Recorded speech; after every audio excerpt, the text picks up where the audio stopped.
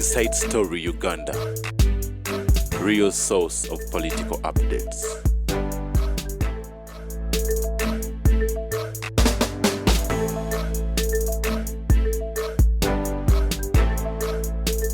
Yes, kakati botunuli analysis ku pages.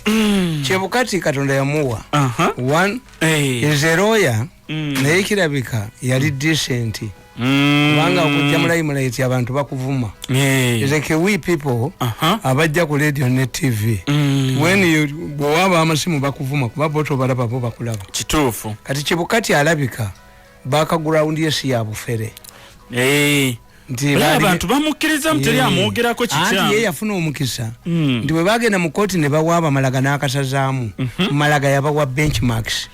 Okololera akalulu. Kati ate wano mu Uganda ne tujja tufuna nti oyo namubagamba chairman w'Electoral Commission. Owawano Simon Byabakama. Ayina denti yali DPP n'avunaana Besigye omusango gwa repo 2 years after yafa. Era kyokola nti bo Besigye tebamunyiga. Bali bamanyi nti bajja kukiyinvookinganga omufuneko support sport. Vetting system yakola bubi. Yali muleso oyo. Aliko dent ane questionable which you invoke n'adduka. Kubanga eri emabega yetabako musango gwa Besigye. As Kenyans, as this man Chebukati enjoys is using as a Bible the ruling of Malaga to defend him his actions. This man of yours cannot use the 10 reforms that the Mbabazi case. Yes. Mbabazi case ya recommendations kumi. The legal regime yakaluke Kenya cheke ye Uganda. Akalu became a process. Kyovula bantu owinye dollaro yali tategeera kintu kye bamugamba. Nze naguli abantu babiri nga bamukubira esimu. Yansabo ejogolyo noyo abadde akubira abalamuzi esimu n'ekiwanuka lyabaweddemu mukube mudemu mbakubire. This man Bobi Wine alabika bamubuulira bahandulazi be tijjayo omusango. It will lead to nullification. Agujjayo owinye dollaro agulemeramu. You can't make your plan B. Banange judge na kwa political statement. You are lucky that Museveni went to the bush. This one was come for justice. How can you chase him away? No mugoba. Yayina amasimu abiri. Nekendi gakuba mulira umulenza yino omutwe gumulinge kona bwadduka. Bali muvumbagira wano bakubana ebintu bye. Yabadde oga abalamuzi. So, ono yali confused. This man did it waliwe yamuwa amagezi nti kigujjeeyo. Nagujjayo. It is going to nullify.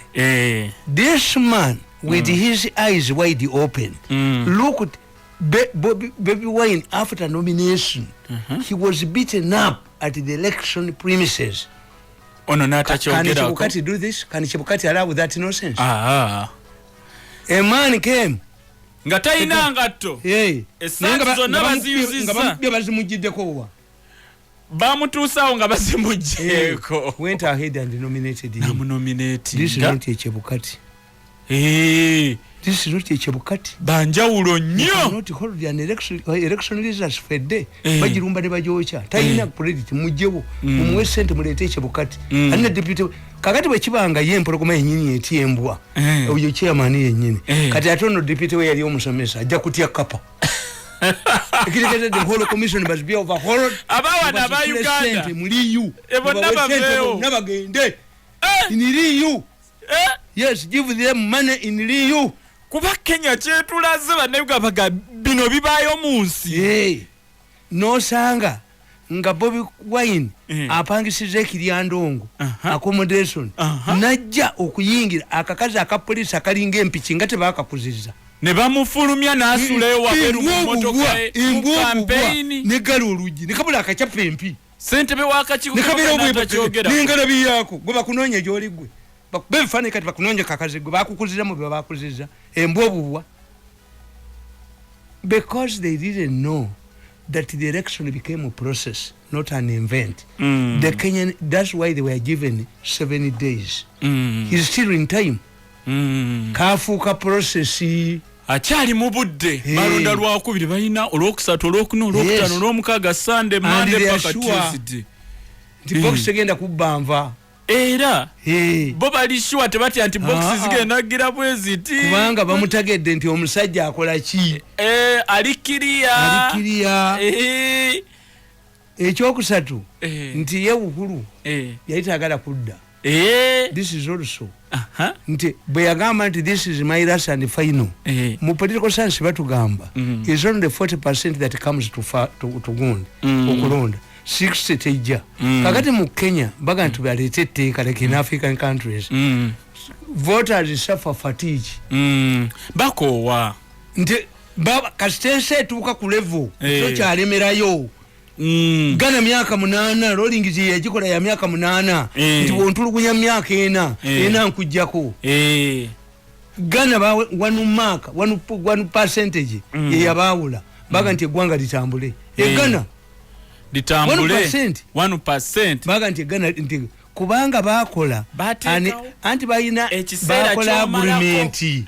bakola agreement nti ekibiina kino bo bayina bibiri bwe kiba kivuze emyaka 8 automatically ajako wakiri naye tekiri mu constitution nti Nigeria omunozana bw'aba yafuze omusawuzana yakola ki eyo ndagaano yaabwe nti aba house ati maturity level that's why nti president kubasika bana abasatu onomu yasigalidde kati bali basatu tobawulidde nga baga nti Mao is a place between a rock and a hard place tobawulidde yes ali mu kona atenze mwanange singamba the president Nsereko nali mwadde bwa minister of information kuba bonna bafu bano naye at least yomulaba this would be an initiative. It is in good faith.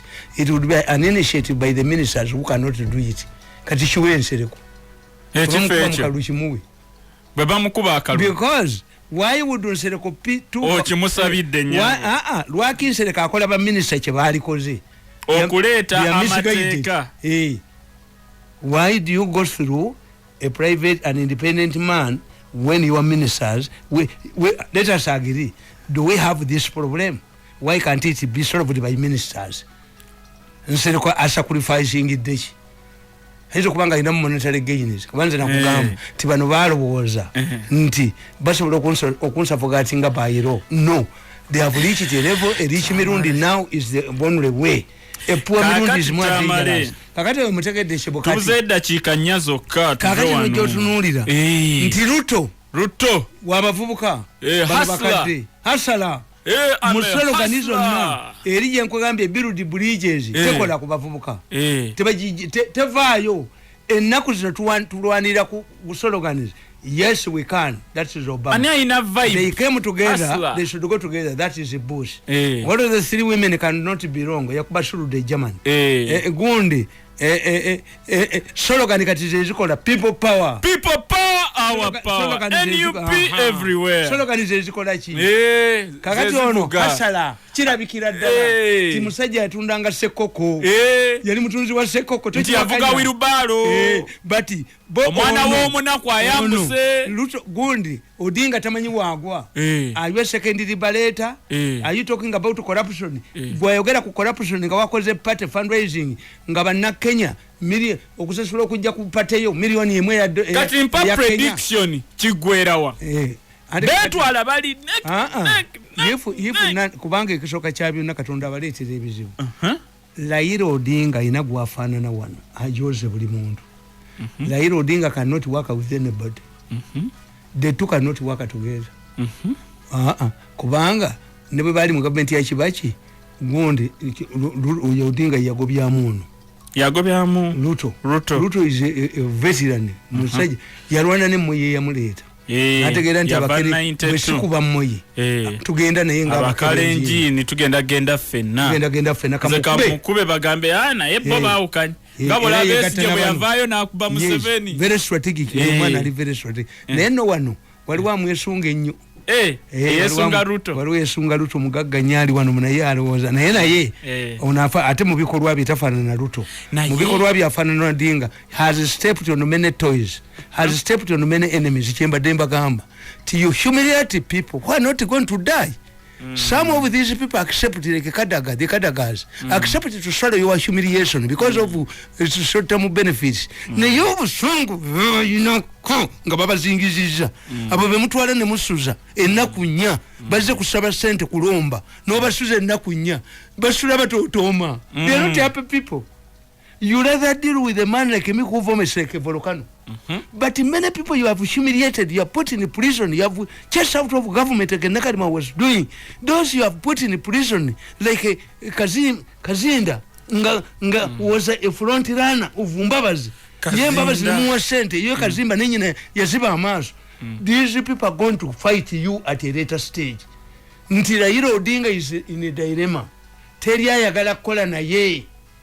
Kubanga bonna yakolako dda nabo kati even if we go back to the elections olaba possibility ya rerun mu Kenya naye anti rani eri bweti one the possibility of a government of national unity provided for tesobola kukola Ruto tesobola kukola n'Odinga tewali asobola kukola n'Odinga nono naye abadde amukozesa nga yadduka tajja kukola naye yamuwaako omulimu lwaki gw'omulekera banno lwaki gw'omukazi gw'otasobola kukwasa omuzigira banno kati kiggwerawo ekyakati you look at the kiki ekyaganya bakikuya okulonda tebategedde alliance tebabaddemu nawaabwe Odinga aveemu wabeerawo omuntu nga Katonda teyakikuwa ekyokulembera Besi yabadde agenze Odinga wangule ne Bobi Wine waayi mutemukimanyi ti omuntu ali mu buyinza omuntu mu Uganda nakwata millions za dollars 3 which state can naziwa opposition mu Uganda Museveni zimuzunza anti zo sente za Bobi Wine beziba millions 5 zituuka ku enye ekitundu zituuka ku muntu asi people oliyo wawansi weyisobani bonna bazikutteko zonna Museveni bwafulumya bilioni 10 ogenda ku mukolo watuukayo mmeka 5 nawe omuntu kitundu zibazaduseta zibuli masanyalaze gabulira mu waya ezani ekitegeza babesi yebana kibatwala nti if Raila Odinga had won a state can afford mu Uganda later millions of dollars 3 mukaruru zunza Museveni naye ate n'ekirala akakiiko k'ebyokulonda wano banaga tebagenda tandika okompya Chebukati wane waffe Chebukati wane waffe bali politics teyenda the wrong naye mwali bajjemu oyo omusajja nkoga nti akakiiko kali dented akakiiko ka Uganda kali dented we have the same legal regime but we don't have a Chebukati. It has been proved that you don't need to bring a muzungu a Kenyan has done it to trust nti trust abantu banekuba okujjako isolated cases why they know nti mama tagenda kubbira nyama mu fumbi they know kakati olina ku addressing ebintu bibiri one ekyaganya abantu okulonda one fatigue tibategedde tewali kizibu ky'amaanyi naye tagenda kujja ki two tebalina appeal yokka appealinga ku muvubuka three economic problems okulonda kwabadde wadde bataddewo many polling stations abantu 7 naye olina okumanya ti omuntu alemeddwa okugula akawunga akwata ati 10 ajalonde kakati Tamale 3 covid basaasana ne balaga mu byalo kakati covid walina okubeerawo fresh elections system erondesa omuntu kuba from 22 plus 1 million 22 plus 1 ne balondako 14 million kitegeeza ki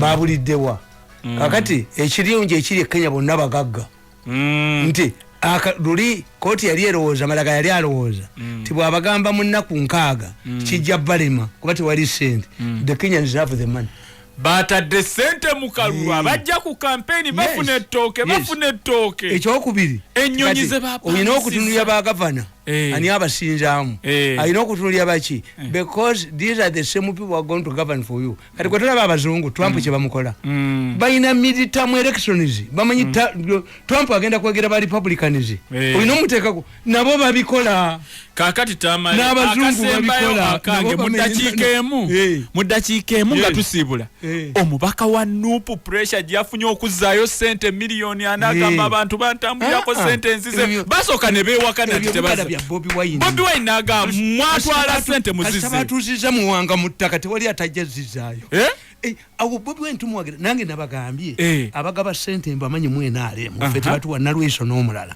listi zaabwe za myaka 10 ngenda kuziwa Bobi Wine tuli enseekezi bazireete ezirya sente nga ffe tebatuwadde solution kumpa sente give me money neti tetujja kusekererwanga nze nkusiibudde bwetyo bwe tubadde ogwo mulimu Bobi Wine agende nagwo mu maaso papa ombaka twakagabo nga sente zimuvugidde zizino papa Kasa Mugabe ya exposing Archbishop we Harare Nchwei ngalina omusisita nga amuvuma papa yamuyita namugamba nti onkoledde omulimo ongobedde enseekezi mu Kereziya Bobi Wine kagobe enseekezi banambuza baddukani ne baliya sente bo ne bagenda ne bamuma mu 7 balukwago ne batwe bajjagaleko ne bakuba ebyebajjagalo enkoko ze bava okubba zaffe abantu benalemu ne babona nga bano balya naye apo boyogera